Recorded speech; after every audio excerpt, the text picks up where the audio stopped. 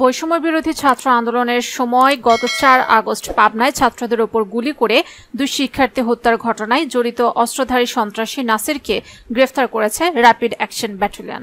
সোমবার রাজধানীর হাজারীবাগ এলাকায় অভিযান চালিয়ে তাকে গ্রেফতার করা হয়। র্যাব সদর দপ্তরের লিগ্যাল অ্যাডমিনিস্ট্রেটর উইং সিনিয়র সহকারী পরিচালক এএসপি আনময় ইমরান খান বিষয়টি নিশ্চিত করেন। তিনি জানান, মামলার প্রেক্ষিতে গোয়েন্দা তথ্যের ভিত্তিতে তাকে গ্রেফতার করা হয়েছে।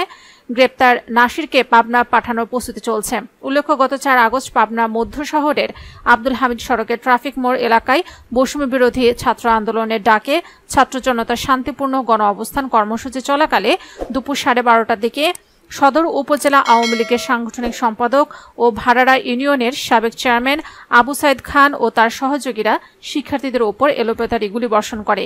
এতে ঘটনাস্থলে 2 শিক্ষার্থী নিহত হন। এছাড়া অন্তত 30 জন আহত হন। নিহত 2 শিক্ষার্থী হলেন সদর উপজেলার বলরামপুর গ্রামের দুলাল উদ্দিন মাস্টারের ছেলে ও পাবনা পলিটেকনিক ইনস্টিটিউটের ইলেকট্রনিক্স বিভাগের 5ম সেমিস্টারের ছাত্র জাহিদুল ইসলাম এবং সদর উপজেলার বজ্রনাথপুর গ্রামের মোহাম্মদ আবুল কালামের ছেলে ও সিদ্দিক মেমোরিয়াল স্কুলের 9ম শ্রেণীর ছাত্র মাহবুব হাসান নিলয়। নিহত জাহিদুল ইসলামের বাবা মোহাম্মদ দুলাল উদ্দিন মাস্টার বাদী হয়ে পাবনা সদর থানায় একটি মামলা করেন।